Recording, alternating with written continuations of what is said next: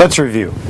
So far in Chapter 6, we've learned that electrons act as waves and they act as particles. This wave-particle duality caused lots of problems for scientists in the early 1900s. And so some new math had to be developed. The new math is known as quantum mechanics. And this new development called quantum mechanics allowed scientists to determine that, hey, we can't know the position or the velocity or the momentum of an electron at the same time. But what we can do is we can describe probably where electrons are. Because knowing where electrons are will allow us to decide how atoms will react with each other, and therefore describe how chemical reactions will take place. And remember, that's the whole basis of chemistry. So we can graphically represent in 3D graphs where the electrons probably will be. Using something called the Schrödinger equation, we can get results called quantum numbers.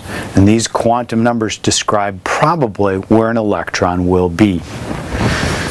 The quantum numbers are known as n, the principal quantum number, L, the azimuthal quantum number, m sub L, the magnetic quantum number, and m sub S, the spin quantum number.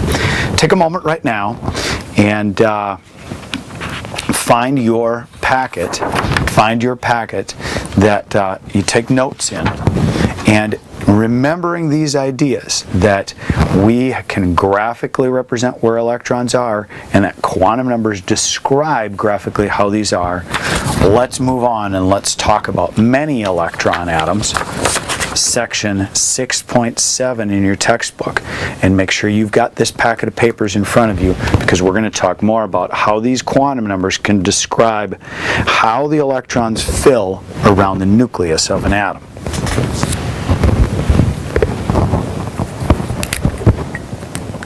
So now we've got an atom with a nucleus, and around the atom there are some electrons. Where are those electrons? Well, we can't say for sure, but we can probably say statistically that electrons are in some graphically represented regions around the nucleus. Depending on what the solutions to the Schrödinger equation are, we can say whether they're going to look like a sphere, whether they're going to look like a dumbbell, whether they're going to be in an area that looks like a flower petal. We don't know for sure, but we can probably say where they're going to be. So since we can do that and say what where the electrons will probably be, we can now make a graphical representation called electron configuration and relate it to all the atoms and all the atoms' electrons on the periodic table. If you don't have a periodic table in front of you, get one out now. It can be one that's as simple as something like this on the yellow periodic table, or it can be your Cadillac periodic table that's got all kinds of information.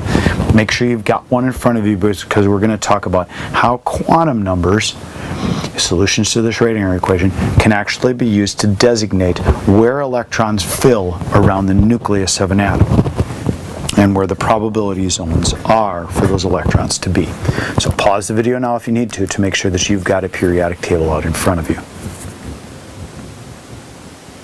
Okay, now that you've got a periodic table, let's go through what's going to happen. Remember, we said we have a nucleus, and then around the nucleus there's an electron. And then there's more electrons and more electrons and more electrons, depending on the atom on the periodic table that you have. If you look on the periodic table, it's actually organized in the order of electrons filling around the nucleus. Hydrogen has 1 electron. From left to right, helium has 2 electrons. Remember, these numbers are actually the atomic numbers, which tell you the number of protons, but remember, they match the number of electrons as long as it's neutral.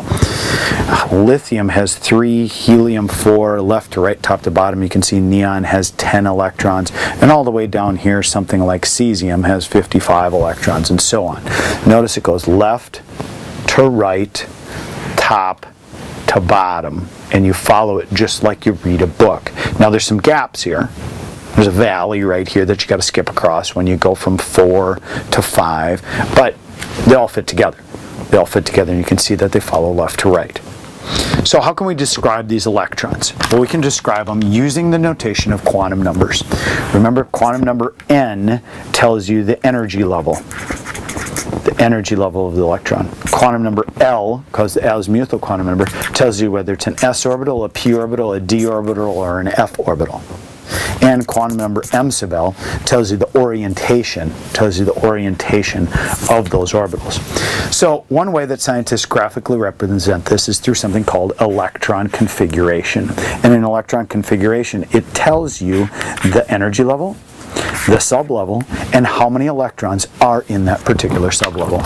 And the periodic table happens to be organized that way. That's one thing that makes it periodic. So on your periodic table, if you want to write this, you can. Otherwise, you can just remember it.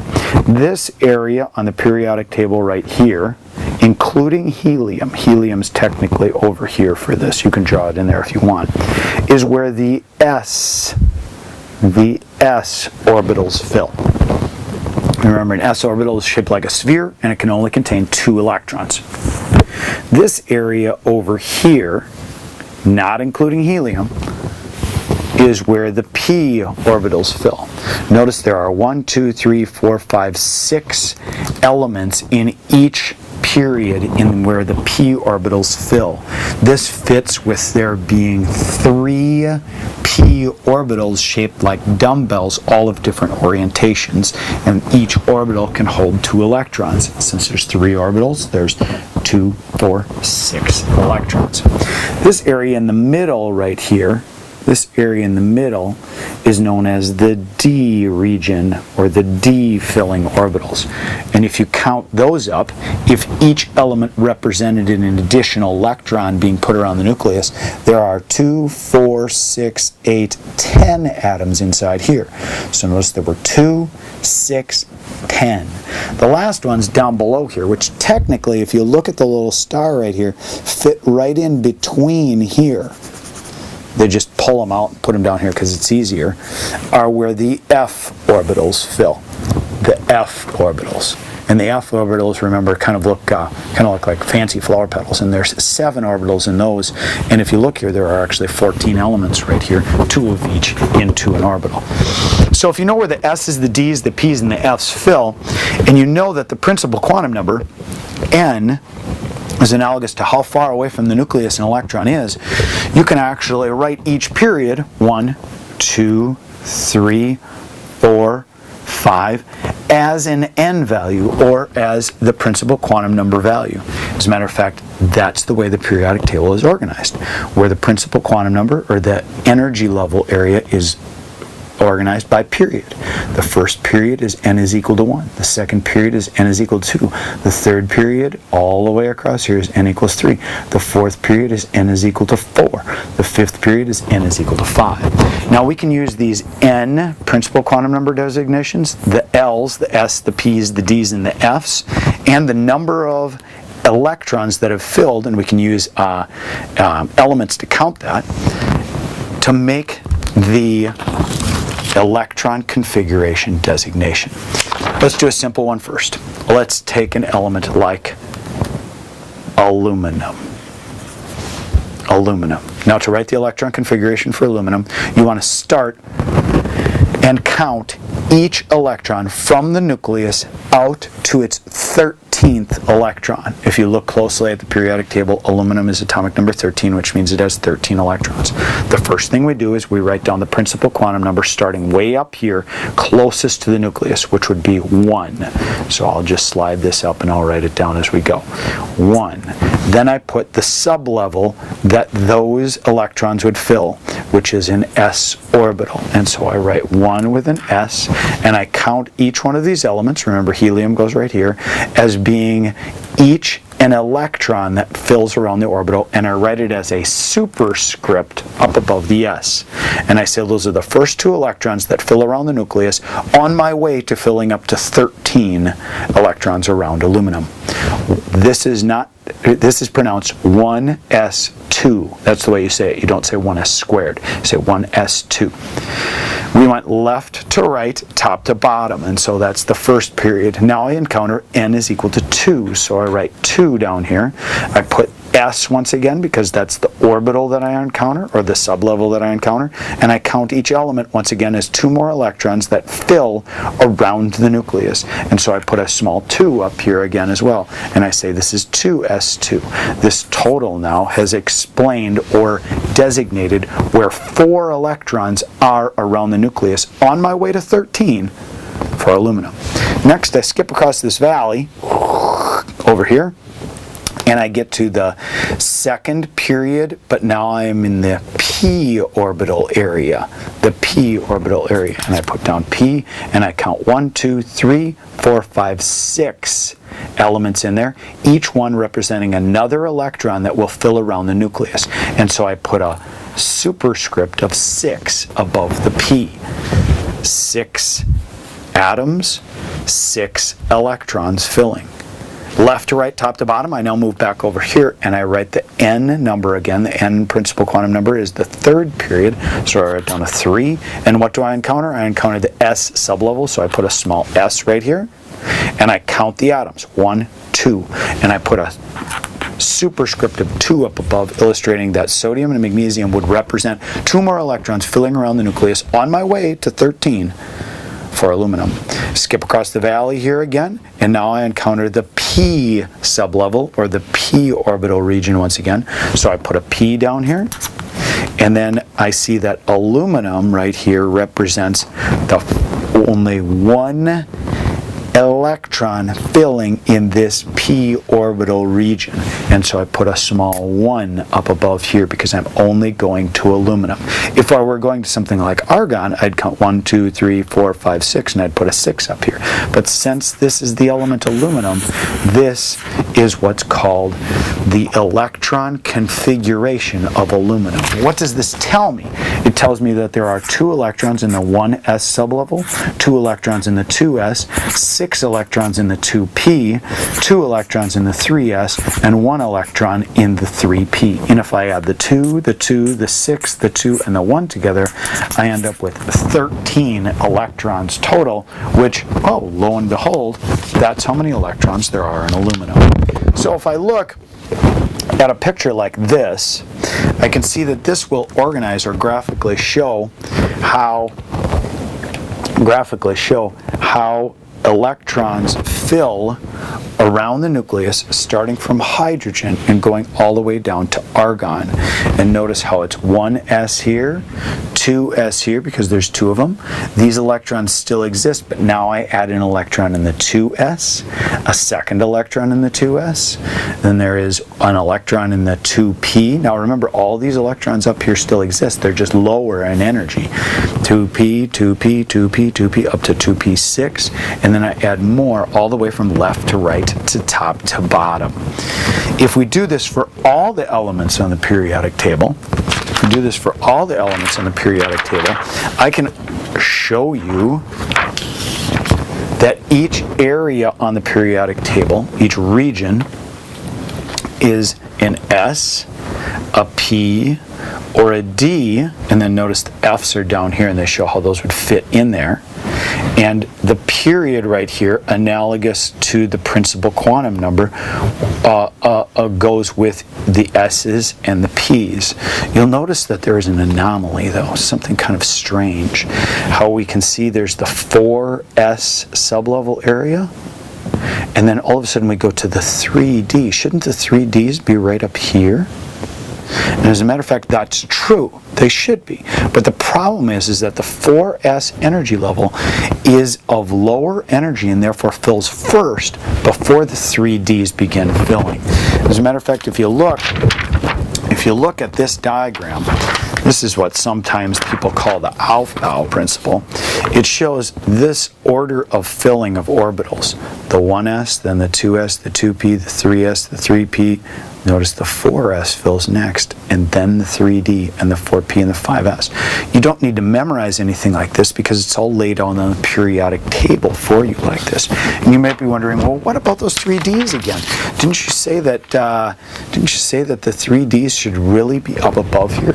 Remember that those 3ds are not up there because the energy level for those guys is lower. And I think think I showed you this picture maybe maybe a video cast or two ago, where here's the 1s orbital, here's the 2 s's, the 2 p's, the 3 s's, the 3 p's, the 4 s's. Oh, there's the 3 d's. Notice here's a graph of energy versus the filling of the orbitals, and you can see that the 3 d's fill after the 4 s's because it takes more energy to put the electrons in the 3 d's than the 4 s's, and the periodic table reflects this. So let's take a look at a more difficult element on the periodic table, and let's see if we can write the electron configuration for that now that you've kind of see how it's graphically laid out. Let's take an element like, for example, the element bromine. Bromine is element number 35. Whoops, bromine is element number 35 on the periodic table. So we're going to have to represent where 35 electrons are. And we'll start once again from the beginning up here at n equals 1 and the s orbitals, and we'll go left to right, top to bottom, all the way until we get to bromine right here. So I'll keep my piece of paper right here, and I'll keep the periodic table out here, even though this one's getting a little bit messy, and I'll start right up here at the top. N is equal to 1. Excuse me. N is equal to 1. And I count the elements because each one represents an electron, and I happen to be in the s sublevel, so I write it as 1s, and there are 2 elements, so 1s2. Then I go to the second period, so I write down 2, and this happens to be in the s sublevel again, so I write down 2s, and there are 2 elements, 1, 2.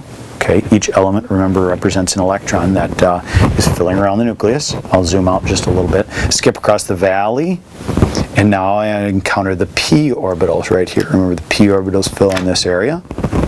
And so I write down p, and I count the elements because each one represents another electron filling around the nucleus. 1, 2, 3, 4, 5, 6. 2p6. Skip down here, and I encounter the third period, so I write down 3. I encounter the s's, and there's 2 of them, so 3s2. Skip across the valley. Now I'm in the p orbital area, and I've got 1, 2, 3, 4, 5, 6 of them.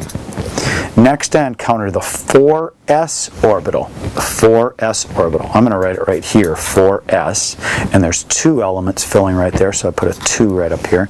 And then I encounter the d's, and remember the d's are 1 less than the principal quantum number, or 1 less than the energy level. It's technically the 3d zone right here, 3d. And I could put those d's right here, and write 3d if I wanted, or I could just write it here again as 3d and count the elements, because each one represents an electron filling around the nucleus. 1, 2, 3, 4, 5, 6, 7, 8, 9, 10, and I put a 10 up above here. Next, I encounter the p's. Remember, these are the 4 p's again because I'm in the 4th energy level. So I write down 4p and count the atoms. 1, 2, 3, 4, 5, 6. There are 6 of those, so I put a small 6 up above. I'm running out of room here now. Oh, wait a minute. 4p. If I say 6, I'm at krypton, but I really wanted to go to bromine. I wanted to go to bromine, and bromine, if I zoom in on this just a little bit, is only 1, 2, 3, 4, 5 in there, and that would get me to 35 electrons. And so I don't want to write 4p6, I want to write 4p5 because it's the 5th element in the 4p sublevel. This would be the complete electron configuration for bromine. Now there's a second representation like this that's called orbital notation. And in orbital notation, what you do is you draw a box for each s orbital, 3 boxes for representing the 3 p orbitals. Remember, p orbitals are shaped like dumbbells, and there are 3 different p orbitals. Here's a picture of that again from before. Remember how there's the x, the y, and the z p orbitals, and inside each one of those, 2 electrons can go in. S orbitals, remember, are shaped like spheres, and only 2 can go in there. So henceforth 3 boxes for that. S orbitals, 1 box. P orbitals, 3 boxes once again. S orbitals, 1 box. Guess how many boxes you put for d orbitals? You have 5 boxes, because remember there's 5 d orbitals. And so I'd technically have to draw 5 separate boxes for this. And then for the p's, once again, draw 3 boxes. So I'm going to get a fresh piece of paper here, and I'm going to write out bromine's orbital notation, which is exactly the same as the electron configuration, but now we're using boxes to illustrate each of the S's, the P's, or the D's orbitals. So I write down one S, put a box up above it, and I put two arrows in it illustrating that there are two electrons in it. 2S, one box, one up arrow, one down arrow, illustrating that each electron is represented by an arrow with a different spin quantum number. 2P should have three boxes, 1, 2, 3, and these guys are filled with electrons of different spin. Next is the 3s orbital. Remember, s's only have one orbital. Then comes the 3p orbital area with three boxes, one electron in each box before they start to pair up. That's the rule. So 1, 2, 3, 4, 5, 6. Next, after the 3p's, I might have to look back at my periodic table for this, but if I look after the 3p's right here, then I go to the 4 S's, and after the 4 S's I'll get the 3 D's, then the 4 P's, and right here is where bromine is, and that's where I'll want to stop. Okay, so those are the 3 P's. Next are the 4 S orbitals, so one box, two electrons in there. After that come the 3d orbitals, for which I need 5 boxes. That's 4 and 5. One electron in each orbital before they start to pair up. It's called Hund's rule of pairing, by the way, a special name given to that. So 2 electrons in each gives me 10 electrons, which makes sense because if I look at this, here's my 3d orbital region, which has 1, 2, 3, 4, 5, 6, 7, 8, 9, 10 elements represented, one each representing an electron. Lastly, I'm going to go to bromine, so I need 1, 2, 3, 4, 5 in the 4p orbital. So lastly, I kind of ran out of room right here. Let's see, I can put the 4 P's down below here. 3 boxes, and remember, 1 electron in each orbital. 1, 2, 3, 4, all of the same spin. Then I pair up 2 of them, illustrating that I now have 5 electrons in the 4p sublevel, which is what bromine should have. 1, 2, 3, 4, 5 electrons down there. This would be what's known as the orbital notation for bromine. And notice what it tells us. It tells us how many electrons are in each orbital's sublevel, and then it also tells us how they start to pair up and which electrons have a positive spin. Usually positive 1/2 spin is illustrated by an up arrow, and which ones have a negative 1/2 spin. It doesn't necessarily mean they have to be, but each arrow represents a different spin of electrons, which allows us to assign a specific set of quantum numbers to each individual electron, which was the Pauli exclusion principle, saying that each individual electron has its own individual set of electrons, set of quantum numbers. So lastly, a few more famous things. I just talked about the Pauli exclusion principle. Every electron's got to have its own set of 4 quantum numbers. Hund's rule of pairing says that electrons, when they fill in orbitals, one must go in each orbital of the same spin before they start to pair up. These paired or unpaired electrons actually give consequence to something called magnetism, which we'll talk about later. And then lastly, something called the Alf Ball Principle, another famous scientist, which tells us the rule of filling electrons. This diagram right here that I showed you before, which was the order of filling orbitals from the 1s electrons all the way up here to the, well, eventually the 4f, 5d, 5s, 6f. And if you want to see how all of these fit together, because you want to know how to do some crazy element way down here in the f orbitals like CF or something like that, take a look in your textbook, and they do a really nice job of laying it out. Take a look in your textbook, and they do a really nice job of laying it out a couple of different places. One of them is on a diagram like this, where they show you the S's, the D's, the P's, and the F's. And they show you that the F's are actually, when they fit in here, 2 energy levels lower than the principal quantum number, which would be the 6th principal quantum number here, but it's actually the 4 F's that fill there. Same reason as the 3 D's fill in the 4th principal energy level. It just takes more energy to get them into the F's. And then if you want to know each electron configuration, and there are some anomalies, there are some strange anomalies when you get further down on the periodic table, the energies get so close to one another that it's hard to fill them. You can take a look at this diagram, which is figure 6.28 in your textbook, and you can see that at the bottom of each element they give the electron configuration. An anomaly right here, copper 3D10-4S1. How come the S's aren't filled? Well, it turns out that the D electrons right here like to be mostly full, and the S's can be half full and it's still stable. Silver does the same kind of thing. Those two are some weird anomalies in the D area. Chromium and molybdenum do that too. They go for 2 half-filled sublevels. The S's and the D's both half-filled, and so they have electrons of all the same spin, and therefore they don't repel from each other as much. A couple other anomalies, really weird ones, down here in the F's as well, where different filling takes place in different places. That pretty much wraps up Chapter 6. The whole consequence of Chapter 6 comes down to this diagram right here. Electron configurations of elements and describing where the electrons probably are around the nucleus. Good luck with your orbital notation and electron configurations.